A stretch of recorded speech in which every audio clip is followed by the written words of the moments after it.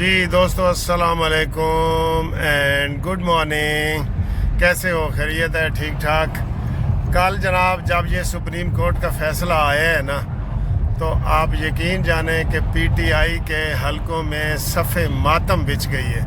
جیسے دوبارہ کوئی فوت ہو جاتا ہے نا، یہ والا ماحول ہو گیا. انہوں نے تو دھو کے رکھ دیا ہے. انہوں نے کہا جی اگر اس کے اوپر عمل ہوتا ہے نا تو آئین معطل کرنا پڑے گا. بڑی بات ہے جو ججوں نے کی ہے.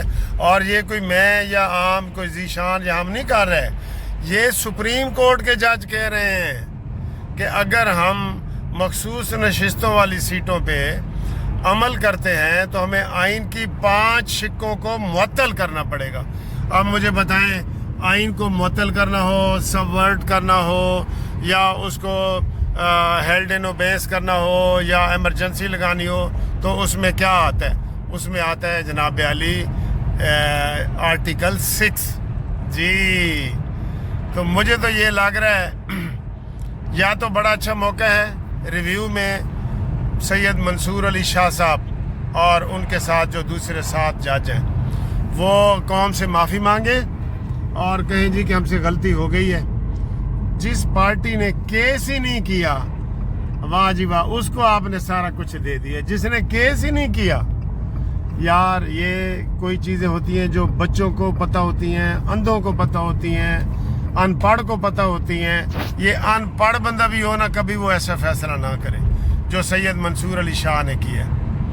اچھا، اس میں جو ہے نا ایک وجہ لگ رہی ہے. کل میں دیکھ رہا تھا مبشر لقمان کا چینل، وہ کہہ رہے ہیں کہ اعظم نذیر تارڑ کے جو اس میں جو ہے نا بڑا رول ہے. انہوں نے 2 چیزیں بتائی ہیں. ایک تو اعظم نذیر تارڑ نے پہلے ہی کہہ دیا کہ ہمیں 2/3 میجارٹی مل جائے گی، اور انہوں نے سپریم کورٹ میں ایک کیس کی کہا تھا کہ اس کو ڈیلے کر دو، ہم اس میں ترمیم کرنے والے ہیں، اور قاضی فائز عیسیٰ کو 3 سال دینے والے ہیں.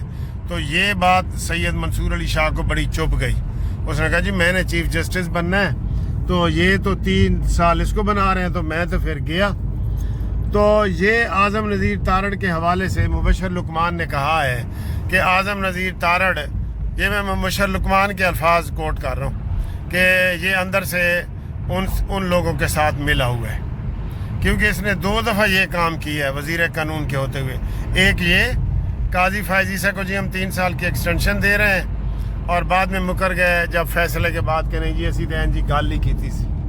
اور پہلے جب انہوں نے یہ 3 عمرانڈو جج سپریم کورٹ میں نئے آئے تھے، آپ کو پتہ ہے نا، یہ شاہد وحید وغیرہ، تو تب بھی قاضی اس نے اعظم نذیر تارڑ نے ووٹ دے دیا ان کو لانے کے لیے، اور ووٹ دے کے 25 دن کا استعفیٰ دیا، اور پھر دوبارہ وزیر قانون بن گیا. اور شہباز شریف نے کہا تھا جی کہ یہ تو میں نے اس کا استعفیٰ منظور ہی نہیں کیا تھا. تب ہم سب لوگ چیختے رہ گئے کہ یہ عمرانڈو جج ہیں جو عطا بندیالو پر لانا چاہتا ہے، ان کو ووٹ نہ دو. اور اگر اعظم نذیر تارڑ ووٹ نہ دیتا وہ نہیں آ سکتے تھے. انہوں نے ایک ووٹ کی وجہ سے وہ آئے. عطا بندیال نے، آٹا بندیال جس کو میں کہتا ہوں، اس نے یہ سارے لوگوں کو شامل کیا، تب ان کی یہ اکثریت ہوئی ہے.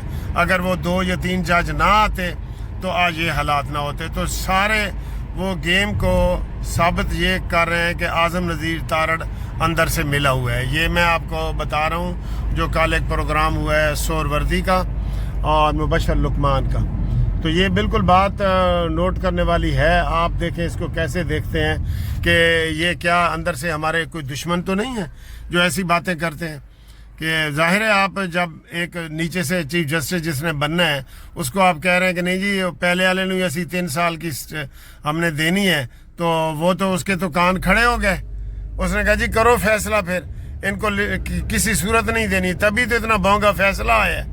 ورنہ منصور علی شاہ کو میں جانتا ہوں، میرے وہ ذاتی دوست ہیں، وہ اتنے گئے گزرے نہیں ہیں، میرٹ پہ فیصلہ کرنے والے ہیں.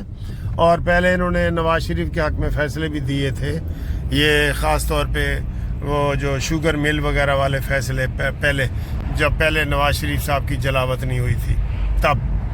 تو یہ اپنوں نے فاؤل پلے کی ہے. میں کہتا ہوں کہ فاؤل پلے کی ہے. یہ غلط کھیلے ہیں، ان لوگوں کو انہوں نے جو ہے نا چوکنا کر دیا ہے، اس لیے یہ غلط فیصلہ آیا ہے.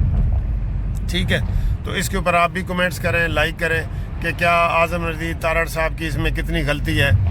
اور دوسرا جو تارڑ ہے وہ بھی ماشاءاللہ جس نے کہا تھا ہم پی ٹی آئی کے اوپر پابندی لگا رہے ہیں, تو بعد میں پابندی سے بالکل مکر گیا, اور اب احسن اقبال نے کہا جی کہ کوئی پابندی نہیں لگے گی, ادارے ہی دیکھیں گے. تو یہ دونوں تارڑ ہمارے ساتھ کر کے آ رہے ہیں. یہ دونوں تارڑ جو ہیں ان کا ذرا آپریشن کریں جی, آپ اپنے تبصرے میں کریں آپریشن, ٹھیک ہے. تو اگلی ویڈیو ملتے ہیں. تو آج دیکھیں کہ میں سنڈے کا دن کہاں گزار رہا ہوں, کیا میں نے ناشتہ کیا ہے, کس کے ساتھ میں نے ناشتہ کیا ہے, کہاں سے میں نے بال کٹوائے ہیں, بال کٹوانے کے میں نے کتنے پیسے دیے ہیں, یہ سارا آپ نوٹ کر کے دیکھیں اور انجوائے کریں. اوکے, اللہ حافظ. السلام علیکم. لو جی, آج اتوار ہے یعنی کہ سنڈے ہے, اور تاریخ کون سی ہے جی؟ 4 اگست ہے. اور آج کالی ذیشان بھانجے نے مجھے فون کیا کہ تیار رہنا, میں آپ کو ایک بڑی اچھی وی آئی پی جگہ پہ لے کے جاؤں گا دیسی ناشتے کے لیے. آپ کو پتہ ہے ابھی تک میں نے جتنے بھی آپ کو ناشتے دکھائے ہیں نا وہ ولیتی ہیں, انگلش ہیں. تو ادھر ہم آئے ہیں چاندنی ریسٹورنٹ پہ. تو السلام علیکم سر, آپ بہت ہر وقت ہنس مکھ اور فریش رہتے ہیں. یہ آپ کو دیکھ کے نا اچھا ماشاءاللہ تو انرجی آتی ہے. ہاں جی, تو یہ ماشاءاللہ جی ہمارے بھانجے اس حوالے سے ہیں کہ یہ سعد رفیق صاحب کے بھی بھانجے ہیں, تو میں نے بھی ان کو بھانجا بنایا ہوا ہے. تو سر کیا حال ہے, خیریت ہے؟ بالکل ٹھیک. تو آج کون سا ناشتہ کروا رہے ہیں آپ کو روایتی ہے ناشتہ جو دیسی دیسی لاہوری اسٹائل. اچھا دیسی. جی جی.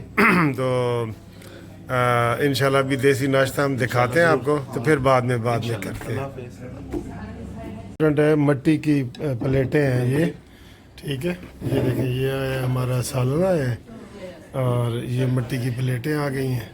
مکمل ناشتہ ہمارا آ گیا ہے. یہ آیا ہے, یہ آیا ہے, یہ اچار ہے, یہ حلوہ ہے. وہ اتنا زیادہ حلوہ پوڑی. ہاں آفٹر ڈرنک لیں گے آپ کو؟ نہیں, پانی وہ سادہ ہی ان کو کہہ کے وہ. ہاں یہ جی, یہ اس کو کون سی چائے آپ بولتے ہیں؟ مٹکا چائے. مٹکا چائے آ گئی ہے جی. ہاں جی.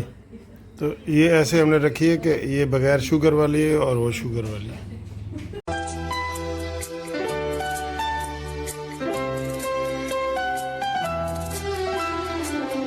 بہت پیار کرتے ہیں تم کو صنم.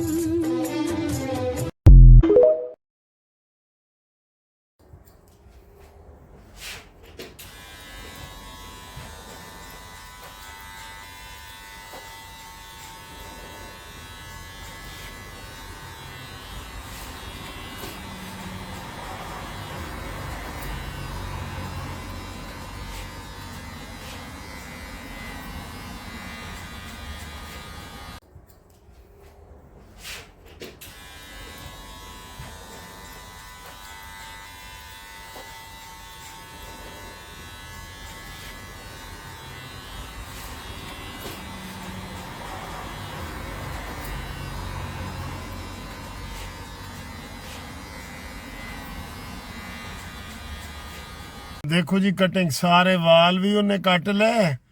تے میں پاکستان بڑا رولا پاندا سا کہ میرے کو 200 روپے لیندے سن نا وال کٹن دا, تے انہوں نے میرے کو 10 پاؤنڈ لے نے. تے 10 پاؤنڈ کتنے ہوندے نے؟ کہ چلو 3.5 روپے دا 1 پاؤنڈ ہے, تے 10 پاؤنڈ کتنے ہو گئے؟ تقریباً 4000 روپیہ انہوں نے لیا. تے اے دیکھو میرے وال انہیں کٹ لینے. آج اتوار ہے نا, پہلے دیسی ناشتہ کیا ہے جو آپ نے دیکھا ہے, پھر بال کٹوائے ہیں, اب تھوڑی سی شاپنگ کریں گے, تو بس اب